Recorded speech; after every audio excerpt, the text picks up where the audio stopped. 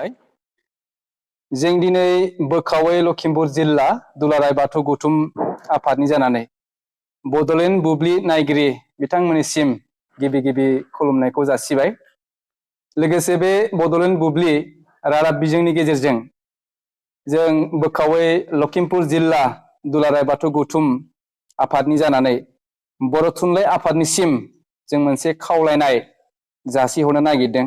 बेयो जाहैबाय बर' थुनलाइ आफादा फैगौ 26, 27, 28, 29 आरो 30 जानुवारि 2025 खालाराव उदालगुरि जिल्लानि सिङाव थानाय डिमाकुसि होननाय जायगायाव बर' थुनलाइ आफादनि 64थि जथुम्मा बे जथुम्माखौ गाजा गोमजायै खुंनो थांगासिनो दङ। नाथाय बे जथुम्मा खुंनाय खालारजोंनो लोगोसे गोथार बाथौ सान जों मिथिगौ बाथौ हारिनि मोनसे मेहेरगोनां सान गोथार बाथौ सान। बे गोथार बाथौ सानाबो एखे खालारावनो बेयो गोग्लैदों। तो बेनिखायनो जों नैबे बाथ्राखौ बुंनो हास्थायदों जे गोथार बाथौ सानखौ बाथौआरिफ्रा बाथौ सिबियारिफ्रा खोब गाजा गोमजायै सिबियो, फालियो, खुलुमो। बे लेखायैनो बोखावै लखिमपुर जिल्ला दुलाराय बाथौ गौथुमनि गंफ्रोमबो गामिनि बाथौ सिबिसालियाव, गंफ्रोमबो बियाब आफादनि बाथौ सिबिसालियाव, जिल्लानि बाथौ सिबिसालियाव खोब गाजा गोमजायै ग्रोम ग्रोमै खुंबोबाय थादोंमोन। थिग बे लेखायैनो देग्लायबो 27 आरो 28 जानुवारि खालाराव 2025 मायथाइनि गुबुन सानफोरनि बायदियै बोखावै लखिमपुर जिल्ला दुलाराय बाथौ गौथुमाबो बे गोथार बाथौ सानखौ गाजा गोमजायै खुंनो थाखाय लाहार फाहार खालामनाय जादोंमोन। गुबुननि समफोराव जेरैबायदि जोङो गोथार बाथौ सान फालिनायजों लोगोसे लाइमोनफोरनि बाथौ थुनलाइयारि बादायनाय, सोंगाब सोंनाय बादायनाय, बाथौ हारिमुवारि दिन्थिनाय बादायनाय बायदि बायदि आयदाफोरखौ लानानै गाजा गोमजायै जोङो खुंबोबाय थादोंमोन आरो देग्लायबो बे रोखोमैनो खुंनो थाखाय जोङो थिरांथा लानाय जादोंमोन। नाथाय दुखुनांथाव बाथ्राया बेवहायसो जाहैदों जे बर' थुनलाइ आफादा बे गोथार बाथौ सानजोंनो एखे खालारावनो दिनै बर' थुनलाइ आफादनि 64थि जथुम्माखौ खुंनो थांगासिनो दङ। बेवहाय जोंहा जोबोद जोंनिफ्राय दुखु मोननाय फोरमायदों। मानोना गोथार बाथौ सानखौ गाजा गोमजायै फालिनायाव जोंहा खोब उसुबिदायाव गोग्लैनो थांगासिनो दङ।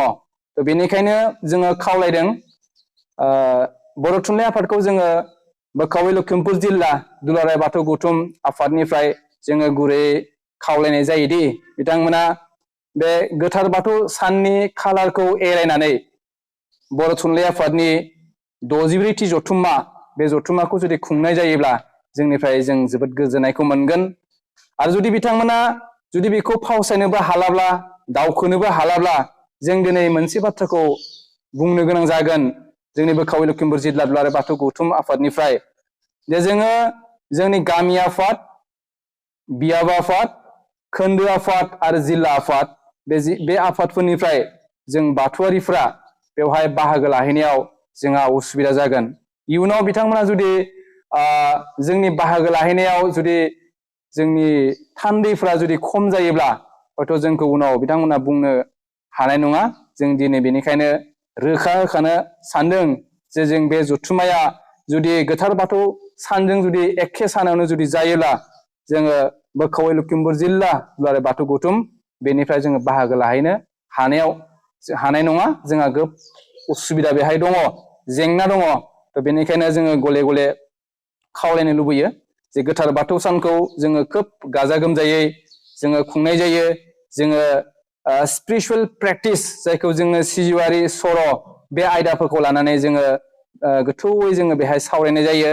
बाथौ सान्थौनि सायाव, इसोर सान्थौनि सायाव जों गोथौयै जोङो सावरायनाय जायो। जोंनि जा फुड हेबिट्सफोरखौ लानानै जोंनि बाथौ सान्थौनि जायफोर आयदा मोजां गोथौ आयदाफोरखौ लानानै जोङो बेहाय गुवारै सावरायनाय जायो। आरो मोनाबिलि समाव जोङो बाथौ हारिमुवारि दिन्थिफुंनाय बायदि बायदि आयदाफोरखौ लानानै खोब गाजा गोमजायनि गेजेरजों जों गोथार बाथौ सानखौ जों फालिनाय जायो।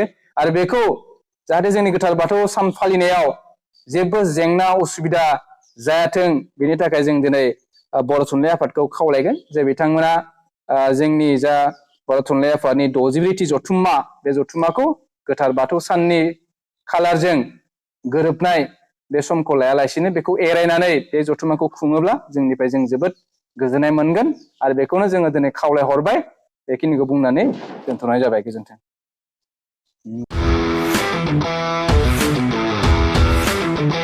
गोजोनथाव खौरां TVS नि गारि लानो गोसो गुदुं जानाय सुबुंफोरनि थाखाय मोनसे गोजोनथाव खौरां।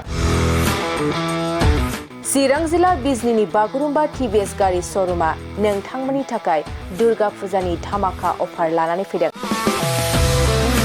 बाइक आरो स्कुटि गारि सालायनो मोजां मोनग्रा रायजो राजाफोरनि थाखाय बागुरुम्बा TVS गारि श'रुमा धामाका अफार होना नोंथांमोननि गेजेराव मोनसे मोजां खाबु होगासिनो दं।